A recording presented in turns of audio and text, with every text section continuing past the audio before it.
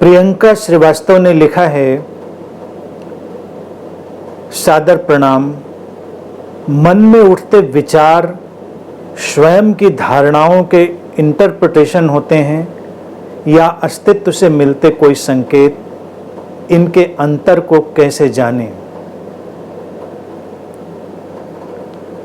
बहुत ही महत्वपूर्ण प्रश्न पूछा है, क्योंकि जो विचार भीतर घट रहे होते हैं, जिनको हम देख रहे होते हैं, जो हमारे अंतर आकाश में विचारों का सिलसिला चलता है, उसमें कई सारी चीज़ें बहुत समझने जैसी हैं। पहली चीज़ तो कि विचार घटते हैं अस्तित्व से, ये तो सच्चाई है, वास्तविकता है। लेकिन एक सिलसिला उसमें ऐसा भी है जो हमें पहले से ही घट चुके विचारों का इंटरप्रिटेशन जो होता है उसके माध्यम से दिखाई देता है। पूछा है कि कैसे अंतर इस बात का पता चले कि जो विचार घट रहे हैं भीतर वो अस्तित्व से आए हुए कोई मूल्यवान संकेत हैं या ये हमारे पहले से ही घटे विचारों का कोई इंटरप्रिटेशन। देखिए, अस्तित्व के संकेत के रूप में भी विचार हो सकते हैं बेशक, और इंटरप्रिटेशन के रूप में भी। ये फासला सचमुच में बहुत बारीक है। बड़े अभ्यास के साथ और बड़ी सजगता के साथ ही इसका पता लगाया जा सकता है। अचानक एकदम से कह दिया जाए कि ऐसा ऐसा अंतर है तो ये कठिन होगा, जटिल भी होगा, और किसी को उसको समझना आसान भी नहीं होगा। अस्तित्व के संकेत अगर हैं कोई विचार, तो उन पर प्रयोग करें। जैसे कि मान लो हमको कोई लगता है, तो बहुत सारे विचारों पर हम ऐसे ही प्रयोग करेंगे कि हम इनको इस तरह से देखते हैं कि अस्तित्व के संकेत हैं, तो निश्चित ही वो जीवन में कोई मार्गदर्शन लेकर आएंगे, तुम्हारे जीवन में कोई शांति लेकर आएंगे, कोई समाधान लेकर आएंगे। क्योंकि संकेत आएंगे ही क्यों अगर वो शांति नहीं ला रहे हैं और समाधान नहीं ला रहे हैं?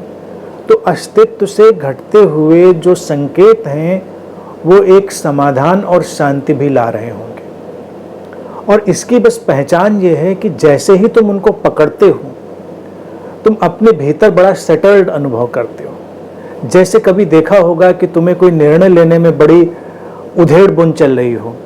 निर्णय आवश्यक है, चाहे वो व्यक्तिगत जीवन का निर्णय हो, चाहे व्यावसायिक जीवन का निर्णय हो, और बड़ी उधेड़ बुन चल रही है कि हम ये करें, ये ना करें, ये कैसे करें। और वो जो उधेड़ बुन है वो तुमको बेचैन करती है। लेकिन फिर तुम अपने भीतर के उस निर्णयों की जो आंधी चल रही है उसमें से कोई निर्णय पकड़ते हो, और जैसे ही तुम अपने अंदर उस निर्णय पर सेटल्ड होते हो, कायम होते हो,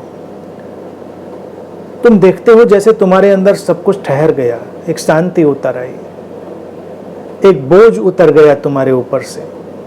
ये एक पहचान है कि जैसे ही अस्तित्वगत विचारों के संकेत, उनको तुम पकड़ते हो, तुम सोचते हो उसको इस तरह से कि शायद ये ऐसा हो, देखते हैं इसको, तो तुम बड़ा ही निर्भर, अनबर्डन्ड अनुभव करोगे। लेकिन अगर वो पहले से ही चलते हुए विचारों का या पहले ही घट चुकी बातों का कोई इंटरप्रिटेशन होंगे या उनका रिपीटेशन होंगे, तो तुम निर्भर अनुभव नहीं करोगे, तुम सेटल्ड भी अनुभव नहीं करोगे। तो ये एक बड़ी बारीक सी पहचान है जो अभ्यास से ही धीरे धीरे पकड़ में लाई जा सकती है कि जैसे ही तुम उन अस्तित्वगत संकेतों को समझोगे, समझने का अर्थ यहाँ पर है कि उनको तुम स्वीकार करोगे कि हो सकता है ये जो विचारों का तुम्हारे अंदर प्रवाह इस समय चल रहा है ये अस्तित्वगत कोई इशारा हो। अनबर्डन्ड हो जाओगे, सेटल्ड हो जाओगे, अंदर एक शांति उतर आएगी। अन्यथा जो कुंठा, जो बेचैनी चल रही थी वो वैसे की वैसे ही चलती जाएगी।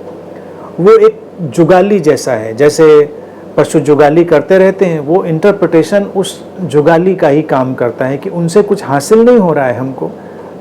पशुओं को तो जुगाली से फिर भी हासिल होता है, लेकिन हमको उन्हीं विचारों के रिसाइकलिंग से बहुत कुछ हासिल नहीं होता। हम थकते भी हैं, हम अपने अंदर बिखरा हुआ भी अनुभव करते हैं।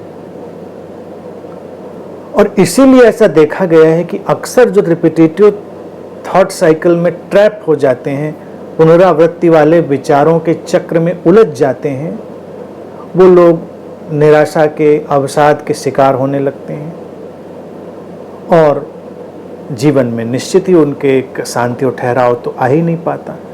लेकिन अगर वो अस्तित्वगत इशारे हैं, संकेत हैं और उनको पकड़ा और समझा गया है, तो तुम निराशा से मुक्त होगे। एक आशा का दिया तुम्हारे भीतर जलेगा। और सर्वोपरि बस इन 2 बातों को ध्यान रखें, निर्भर होना और भीतर सेटल्ड हो जाना, व्यवस्थित हो जाना। और इनका परिणाम एक सूक्ष्म आंतरिक शांति की तरह घटेगा। तो अभ्यास के साथ, ट्रायल एंड एरर के साथ हम एक दिन इन चीज़ों को पकड़ना सीख जाते हैं।